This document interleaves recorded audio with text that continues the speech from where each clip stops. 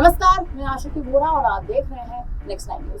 बात करने जा रहे हैं उत्तर प्रदेश के बारे में। उत्तर प्रदेश में मायावती का नाम लगातार चर्चाओं में है। कारण ये भी है क्योंकि लोकसभा चुनाव में मायावती को यूपी में करारी हार का सामना करना पड़ा है। न केवल यूपी में बल्कि पूरे देश में 432 की 32 सीटें, जिन सीटों पर आपको बता दें मायावती ने अपने प्रत्याशियों को उतारा था, एक भी सीट मायावती के बीएसपी के खाते में जाती नजर नहीं आई है।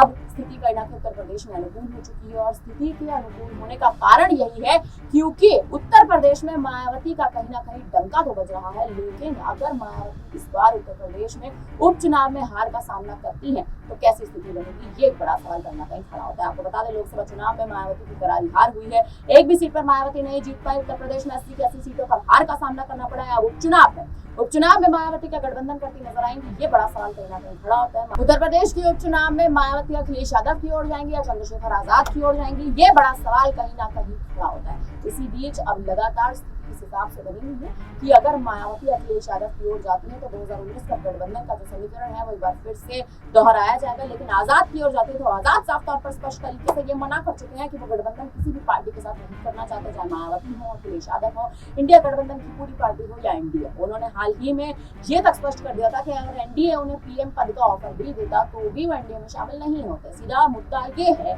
कि अगर चंद्रशेखर आजाद मायावती के साथ शामिल होना चाहते हैं, गठबंधन करना चाहते हैं पार्टी के साथ, तो कहीं ना कहीं आजाद को अपने रास्ते खोलने होंगे। पार्टी का जनाधार मजबूत करने के लिए मायावती का हाथ थामना होगा और मायावती की इस बार इस लोकसभा चुनाव में करारी हार के बाद तमाम पार्टियां मायावती पर भरोसा नहीं जता पाएंगी। लेकिन मायावती दलित चेहरा है, दलितों का मुख्य चेहरा है। अगर मायावती पर तमाम पार्टियां भरोसा जताती हैं, अगर अखिलेश यादव के साथ मायावती का गठबंधन होता है तो 2019 की तरह 24 का समीकरण भी कहीं ना कहीं दोहराया जाएगा। 2019 में जो हुआ था वो 24 में होगा।